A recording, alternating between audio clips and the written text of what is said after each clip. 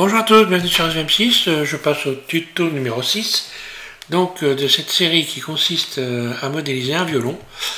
Donc le violon on en est au manche, le manche on m'en était arrêté là, je vais continuer donc on va finir la modélisation du manche et l'assemblage, l'ajustement donc de toutes les pièces du violon avec le manche. Voilà, donc ça, un vaste programme.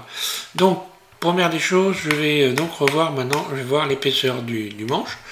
Et on voit bien qu'il est trop long, évidemment. Mais je vais vous faire voir ce que ça donne. Voilà.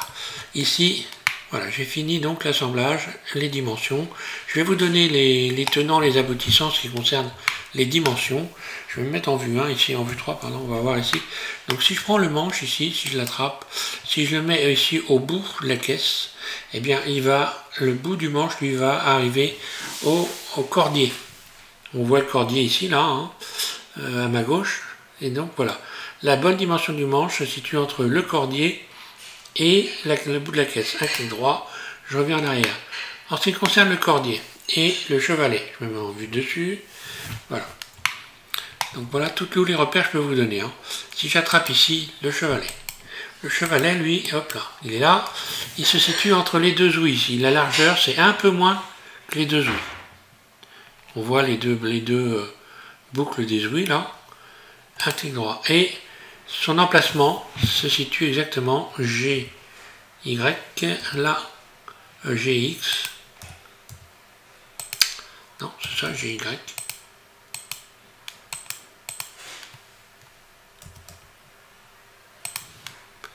Tiens, pourquoi il ne veut pas se déplacer, lui? Il se situe ici au niveau de...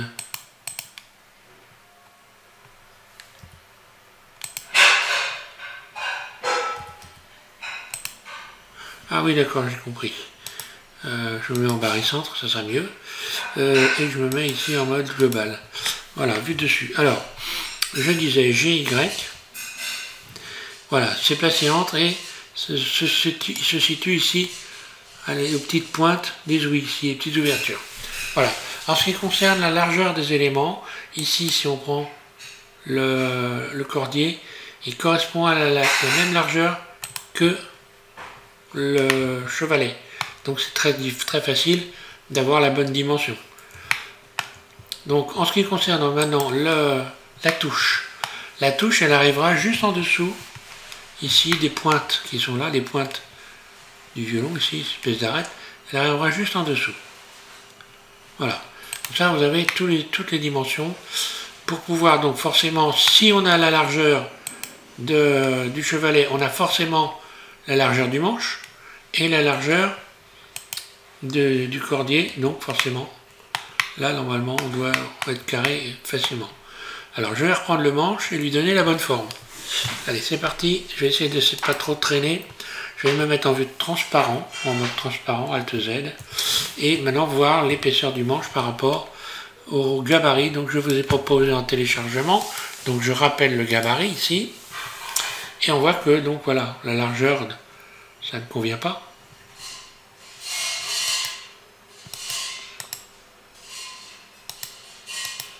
Là. Hop, mon manche je sélectionne, et je vais lui donner maintenant la bonne épaisseur qui correspond à ça en fait. Voilà, je n'ai plus qu'à sélectionner ici ces éléments là, puis ici ça, voilà, et je vais chercher la bonne épaisseur là. Maintenant on va voir ce que ça donne. Là ça commence à être un peu mieux quand même. Là. Alors maintenant les courbes, bon, on voit bien qu'il est beaucoup trop long mon manche, hein. Voilà. Bon, transparent, donc je vais me réduire un peu.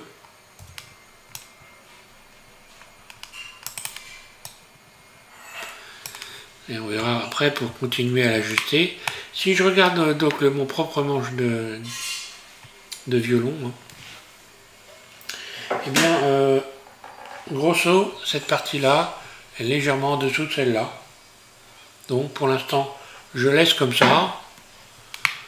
et je peaufinerai par la suite. Alors qu'il va s'agir de modéliser la touche maintenant. On va faire la touche. D'abord je vais finir, oui d'abord je vais peut-être un peu m'attacher à cette partie-là pour la peaufiner pendant que j'y suis. Voilà. Ici, pour bien marquer tout ça comme il faut, je sélectionne ici cet ensemble de vertices en appuyant sur CTRL. Hein. Je vais utiliser le tool et le relaxer. Carrément 5 fois, là. Voilà, pour avoir une belle courbe là. Et je vais refaire une découpe pour marquer un peu plus ici les creux ici. Hein. Voilà, donc je fais un cut, j'appuie sur le K. Et je vais venir rejoindre comme ça. Barre d'espace. Voilà, comme ça quand je vais là, comme ça j'ai... Ici c'est bien marqué, j'ai plus qu'à rajouter CTRL R, une boucle ici, pour venir bien accentuer ça. Voilà, ça correspond parfaitement à mon propre violon. D'ailleurs, alors c'est pareil, bon, le peaufinage je le fais au fur et à mesure, hein, mais voilà, il faut évidemment peaufiner les éléments, chacun fait comme il l'entend. Hein.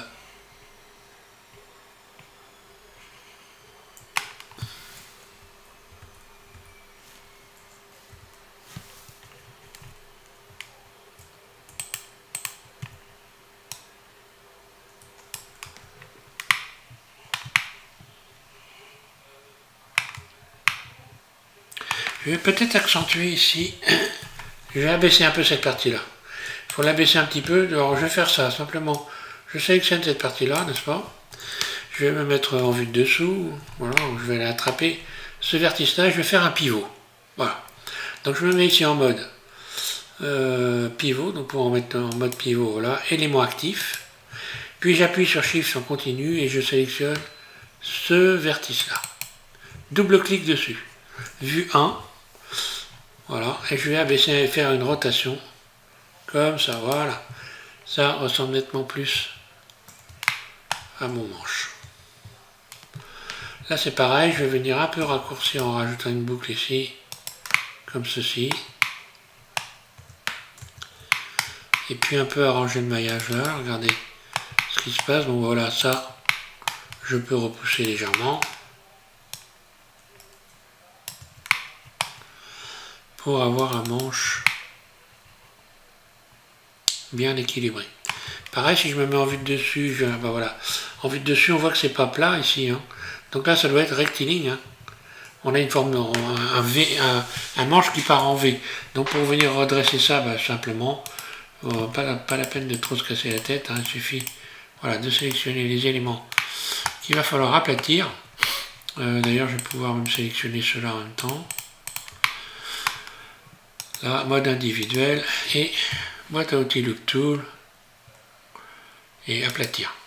Là, je viens de remettre normalement tout bien dans l'ordre, en vue de dessus.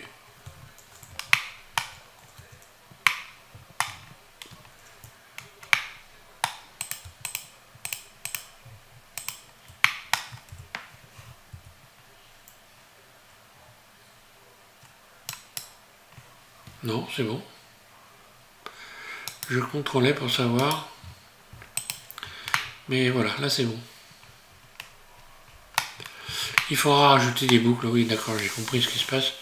Donc là le mieux encore, ça va être de supprimer la fermeture pour le refermer par la suite. Hein.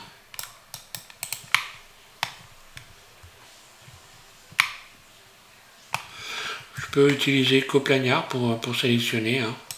Là. X-face.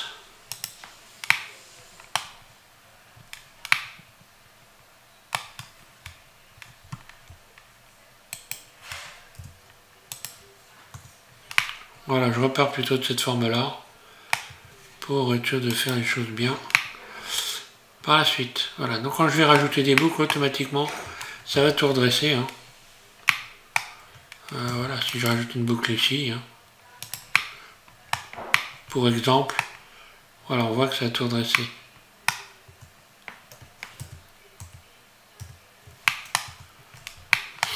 Alors, ceci étant fait, donc on va pouvoir maintenant modéliser la touche. Donc la touche, je sélectionne les faces qui sont ici, donc voilà, je peux faire coplagnard.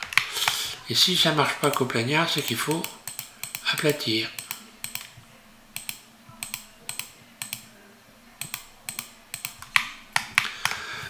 Coplagnard, coplanaire, Apparemment les orthographes sont un peu différentes partout. C'est un peu bizarre, mais bon. Là, je vais aplatir aussi. Donc, hop. Je vais aplatir. Je vais donc, encore une fois, utiliser... Donc, pour aller aplatir et chercher utiliser coplagnard, c'est là que ça se passe. Hein. Voilà, on va donc dans similaire. Là, on sélectionne coplagnard pour voir si c'est à plat. Mais là, pour aplatir, je vais utiliser la boîte à outils. La boîte à outils Loop Tool. Et aplatir. Alors, ce qui fait que maintenant, si je sélectionne un élément, normalement, quand je vais faire coplagnard, ça va tout sélectionner. Voilà. Je peux dupliquer maintenant, Shift D. Puis GZ, je décolle légèrement. Puis je vais faire une nouvelle sélection, P, sélection. Voilà. Donc automatiquement, on voit que c'est subdivisé, puisque les coins sont arrondis. Donc je vais supprimer la subdivision en cochant sur la croix ici. Là, je retrouve les angles. Maintenant, je vais pouvoir faire du nettoyage.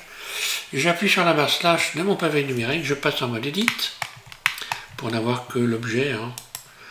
Voilà.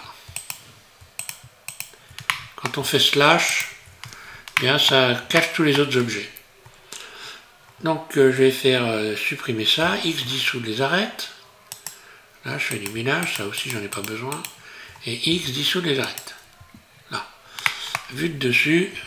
Je rappelle mon manche, je rappuie sur la barre slash de mon pavé numérique. Alors en vue de dessus, on voit bien maintenant, si je me mets en mode transparent, que forcément, comme le manche lui est subdivisé et que la touche elle ne l'est pas, automatiquement il va falloir que je règle les dimensions. Voilà. Donc je vais sortir ici et voilà, je sélectionne donc ma touche et je vais faire un S.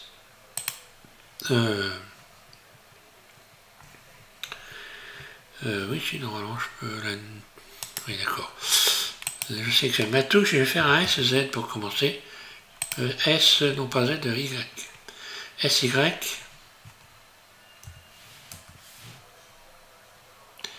Et je viens la réajuster à peu près par rapport au bord ici du manche. Voilà. Ensuite, je vais l'épaissir. Hein. Commencer à lui donner une épaisseur. Bon, alors, on va dire un demi-carreau. Hein. Donc, mode edit. A, je sélectionne tout. Et je rajoute un demi-carreau. Extrude, E, là. Ça correspond à peu près. Maintenant, on va rajouter des boucles parce qu'il va falloir la voûter. Donc, je rajoute des boucles, j'en rajoute 5. Donc, encore une fois, un nombre impair, un clic gauche, pour avoir une arête centrale, ici. Et puis, je vais commencer à voûter ça. Donc, le truc, c'est simple, j'attrape cette arête-là, je la soulève légèrement, puis celle-là, et vous allez voir que quand on va arriver donc au silet, donc qu'on va modéliser, un silet, là, voilà, si on veut une belle courbe, bon, d'ailleurs, c'est bien, il ne faut peut-être pas trop hésiter. Hein. Je viens de regarder mon propre manche, là. Faut pas trop hésiter, hein. Faut vraiment faire bien courber. Hein. Là. Allez, hop, je peux attraper ici, puis encore une fois, pour avoir une belle courbe, utiliser, relaxer. Voilà. Donc là, je donne plus de détails parce que depuis le temps que je suis en train de modéliser le truc, hein, pour ceux qui ont suivi, vous savez ce que je suis en train de faire. Là, je vais faire courber aussi, mais uniquement le haut. Là. Et pas forcément autant. Ah, c'est tout un art de faire un violon. Là, ici, je relaxe. Voilà. Alors, on a également le silet qui est donc directement incorporé, lui, dans la touche, ici. Donc, j'ajoute une boucle. Je me mets en mode face, puis je sélectionne les faces ici. Puis Alt E, extrude, je soulève légèrement, petit CTRL B pour venir faire légèrement, évidemment, CTRL B, je fais un petit biseau léger, là, histoire de faire du propre. Voilà, et maintenant on va pouvoir commencer à aller ajuster les pièces. Donc celle-là, je vais la remettre en place. Je me remets en vue 3, en vue 1. G, Z.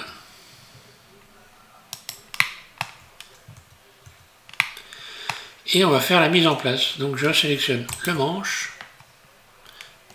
Et je vais faire un copier-coller. CTRL C. Donc j'ai copié deux éléments ici. Je vais réouvrir la caisse ici. Donc ça, je vais le cacher carrément. Ouais, j'ai...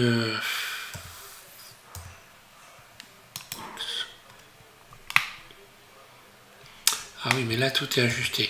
Je vais peut-être prendre une caisse qui n'est pas encore ajustée, ça sera mieux. Voilà, une caisse où rien n'est ajusté. Il va falloir donc tout réajuster.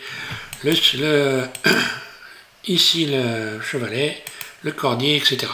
Donc, je vais maintenant faire un CTRL V. Voilà, donc mon manche arrive là.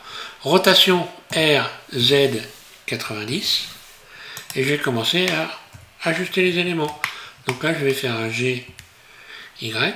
Voilà, pour venir ici le centrer. Puis un G, X.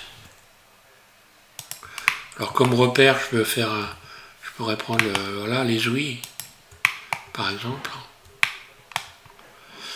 Et là, je vais faire un GX, voilà, pour venir me centrer, hein. Je prends des repères, hein.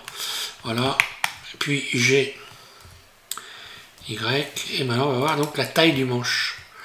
Alors déjà, pour commencer, le chevalet ici, il doit passer, donc je vais faire un GY, entre les deux ouïes ici, entre les deux éléments. Donc là, je peux faire déjà une surface SX, pour obtenir ça. Et puis venir le replacer au niveau ici des petites arêtes, GY.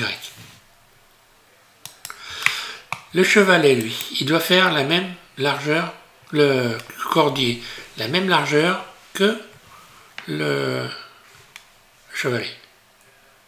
Donc, je ne vais pas le réduire sur Y, parce que sur X, si je fais une réduction sur X, par exemple, SX, je déforme les ouvertures ici. Donc l'idéal, ce serait que je fasse GY.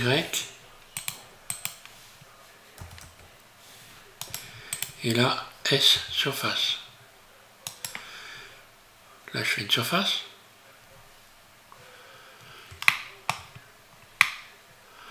Donc normalement, ah oui, c'est le problème. Oui, ça pose un problème. Non, il faut que je réduise, tant pis. Ça sera un peu ovale, mais bon. Il faut faire un SX, c'est mieux. Parce que la longueur, je l'avais prévu. Ça arrive juste en dessous les ouïes ici. Donc la longueur, il faut la garder comme ça, elle est bonne. Parce qu'après, elle nous permet de régler la taille du manche. Par contre, si ce que je vais faire, je vais le réduire un peu, parce que là, je vais faire un SY. Voilà, GY. Ça arrive légèrement en dessous ici. Vous voyez, si on trace un trait, là, GY. Je vais remettre ça à la bonne hauteur ici. Voilà. Alors, ce qui concerne la taille du manche, maintenant, ça va être très simple, hein. Le manche, lui, si je le prends, je vais le mettre en vue 3. Lorsque je prends le manche ici, il doit avoir la même longueur ici que le début de la caisse là et le bout ici du cordier. Donc, je vais sélectionner tout ça, les deux, le manche et la touche. Surface, je réduis, vue de dessus, GY, et je vais venir commencer à mettre là. Voilà. Donc il faut que ça corresponde. Surface. GY. Voilà. Donc là on voit au bord. Je suis au bord de la caisse. Et je viens au bord du cordier. Je me remets en vue 3. Je viens placer ça là, ici.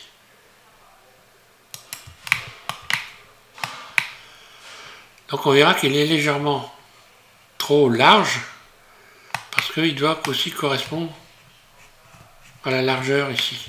Je vais revenir ici, une dessus.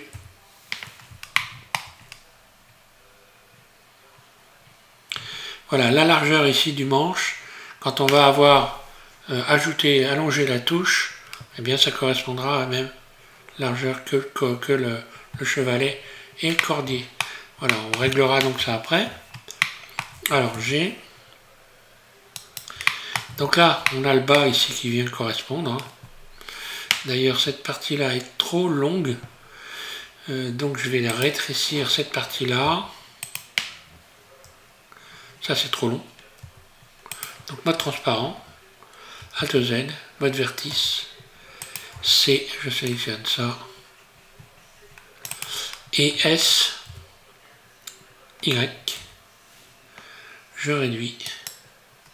Et forcément, maintenant, je rallonge. Hop là. Pourtant, je suis bien en mode transparent. Là, on voit que j'avais oublié un élément. Voilà. SY. U1. U3. Et je viens abattre ici. Voilà.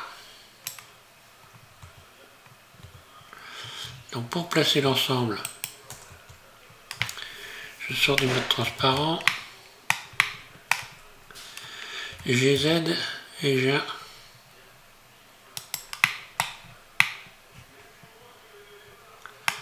là, voilà, ça me paraît pas trop mal. Alors, il va falloir incliner le manche légèrement.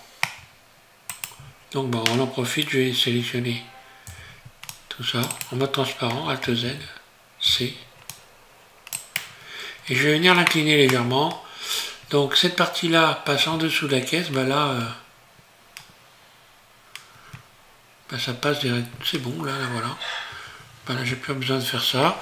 Alors voilà, si on prend le repère ici, on passe en dessous de la caisse. Donc là, je suis pas vraiment en dessous de la caisse, je vais l'abaisser un peu.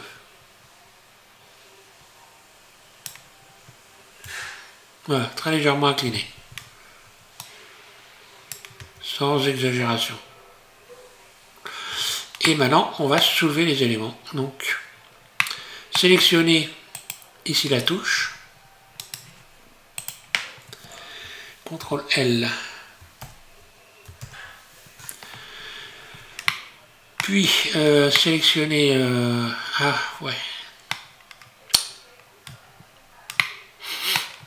Bah, le mieux, c'est que j'en fais un nouvel élément. Sélection. Je vais la soulever carrément. Voilà, je vais d'abord m'occuper du manche. Donc, je sélectionne, je disais, les faces coplagnard. Ah, ouais, d'accord, c'est plus à plat. Donc, je vais réaplatir tout ça. Je pense que je vais lui faire une manip pas terrible, mais bon. Allez, ça, je vais aplatir ça. Alors, pour l'aplatir, j'utilise la boîte à outils. Loop Tool. Et aplatir. Voilà. Je sais pas ce que j'ai fait chute tout à l'heure, mais bon. Le manche, voilà, je peaufine là, parce que là, on voit que là, je suis allé un peu trop loin ici dans le manche. Voilà, je vais donc réabaisser un peu ça pour avoir un manche régulier. Là. Voilà. Donc tout ça, c'est du peaufinage, bien sûr. Alors maintenant, je vais courber, je vais soulever cette partie-là. Donc je sélectionne coplagnard, ce que j'ai, ces faces-là. Et on va utiliser le mode arrête. pour venir incliner tout ça. Je me mets donc en mode ici, élément actif. J'appuie sur Shift et je sélectionne une arête, cette arête là par exemple, vue 1, rotation. Et voilà, je viens donc me positionner légèrement au-dessus de la caisse. Mode transparent, Alt Z, C, je sélectionne ça. Je viens redresser.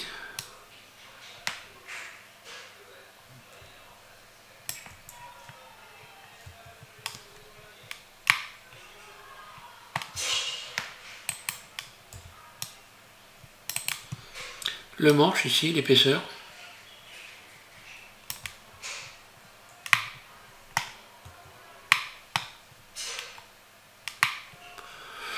Là,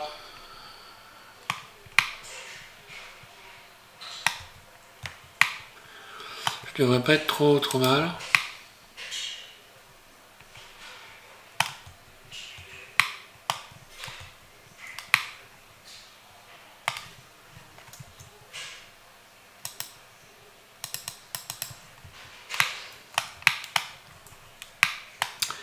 Sauf que je vais abaisser ça. Parce que là c'est beaucoup trop haut. Double G. Là.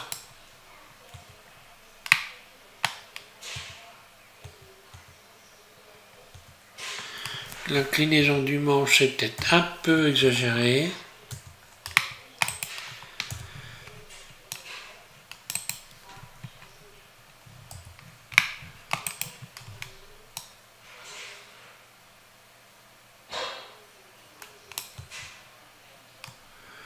Là, je pense que je suis pas trop moche, là, c'est à peu près bon. Là, je vais relaxer ça.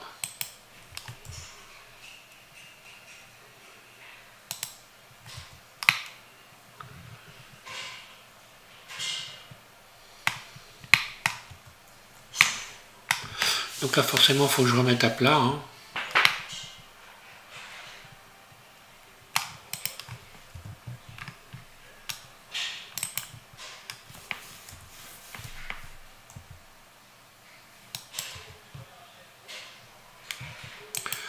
La touche, donc la touche, je sélectionne, G, Z, et je viens l'ajuster à rotation. Donc le mieux c'est de lui donner un axe, un nouvel axe, vers géométrie, rotation, G, Z.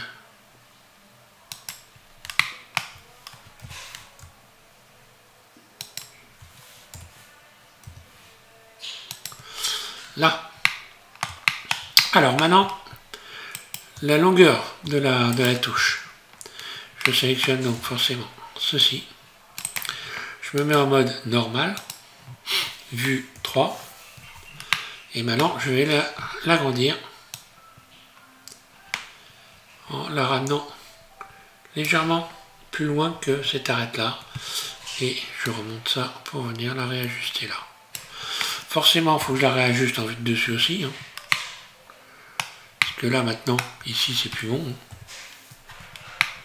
Là, voilà. Donc là, je suis obligé de faire un S. Oui, je me remets dessus. Il faut que je fasse un SY. Voilà, pour venir légèrement l'élargir. Tout en faisant attention que ça corresponde. Là. Bon, bah j'ai la bonne épaisseur du manche. Hein.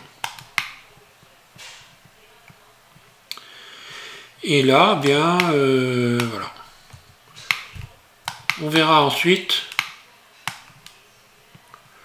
quand on va utiliser, quand on va mettre les cordes, on voit qu'il y a un espace ici. Je vais faire ça comme il faut. GZ.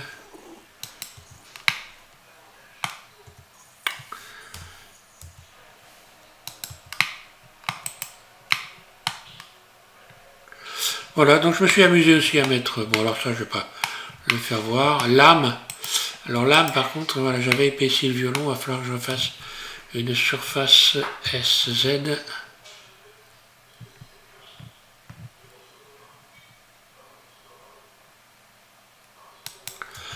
Donc l'âme se situe sous, ici, le chevalet. Donc je vais faire un G, Y, A, G, Y, là.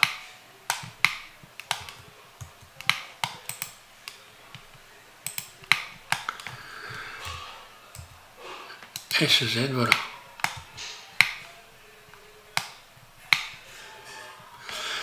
Voilà, elle se situe à peu près en dessous.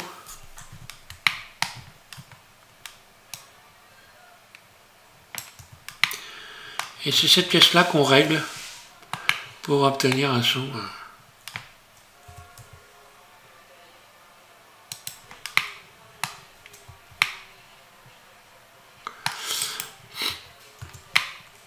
Voilà pour le manche, je ne vais pas aller plus loin. Donc ajuster tout ça, bon, vous voyez que ça déborde ici, hein. Ça déborde de la caisse. On n'aura plus qu'à rajouter les cordes, on va, le prochain tuto, les chevilles, bon là ça va être assez facile. Après, tout ce qui était compliqué maintenant, c'est terminé. Si vous en êtes arrivé là, eh bien votre violon, voilà, j'ai envie de dire c'est dans la poche, vous avez gagné la partie. Hein. Voilà, merci à tous de suivre FM6, et puis eh bien, tuto numéro 7, ce sera donc le tuto final, parce que là je pense que voilà, je vais terminer là. On va terminer tout ça. Hein. Donc avec ce dernier tuto numéro 7. Merci, bon courage. Je rappelle que je vais faire donc prochainement une nouvelle série pour débutants, spéciale vraiment débutants. Cette série s'appellera juste tout simplement Dans mes pas. Blender, dans mes Blender 3D dans mes pas. Ça va être une série de tutos que je vais faire donc très régulièrement. Je vais faire 2 tutos par semaine, donc pour les personnes qui sont abonnées. Vous allez donc 2 fois par semaine avoir une demi-heure de modélisation. Vous allez suivre exactement ce que je vous dis de faire. Et ça vous laissera le temps dans la semaine de travailler ce que je vous ai montré. Donc je vais utiliser évidemment beaucoup d'outils. Pendant une demi-heure, je vais utiliser beaucoup d'outils. Vous aurez juste simplement qu'à répéter ce que je fais. Donc je vous donnerai tous les détails. On commencera par les choses qu'il faut savoir en termes de réglage des préférences ici. Donc vous aurez l'occasion d'installer directement ma configuration de Blender, c'est-à-dire l'interface comme vous la voyez là. Hein. Vous pourrez l'installer directement, je vais vous expliquer comment. Et on attaquera directement la modélisation. Vous allez tout de suite rentrer dans le vif du sujet et pouvoir vous entraîner sur ce que je vais vous faire voir. Je vais répéter à chaque fois au moins 2 fois ce que je fais comme action. Je vais vous donner plusieurs éléments pour la même action, plusieurs possibilités de faire la même chose, etc. Et donc vous aurez 2 tutos par semaine pour travailler et apprendre rapidement. Voilà, c'est à mon avis ce qu'il y a de mieux, le plus simple. Donc ça ne concernera dans un premier temps que la modélisation. Dans un second temps, ça sera les textures ou l'animation. Donc voilà, je n'irai pas plus loin que texture, animation, parce qu'après, je vais dû vous dire franchement, le reste, c'est vraiment ce qui m'intéresse dans Blender. Mais bon, l'animation, ça me paraît être évident. J'ai fait beaucoup de choses sur l'impression, l'impression 3D, donc j'ai déjà fait ça. Bon, la sculpture, moi, bon, je sculpte, mais moi je sculpte en vrai en fait, hein, je sculpte pas sur Blender. Je sculpte de la pierre, je sculpte du bois, mais voilà. Donc ça m'intéresse la sculpture, mais sur Blender pas particulièrement. Par contre, vous avez, pour ceux que ça pourrait intéresser, vous avez qui sculpte bien, c'est la caverne. La caverne du VHF. Lui, il est très très bon en sculpture. Il fait aussi, comme moi, il a fait beaucoup de choses sur les textures. Hein. Je crois qu'à nous deux, on doit avoir on doit détenir le record du monde de tout ce qui est nos textures. Donc texturage, donc voilà, là aussi pour ceux qui veulent texturer des éléments, vous pouvez consulter la mienne de chaîne, et puis vous pouvez aussi aller voir la sienne parce que c'est intéressant tout ce qu'il fait en termes de texturage. Voilà. Merci à tous, bon courage, amusez-vous bien. Et à la prochaine.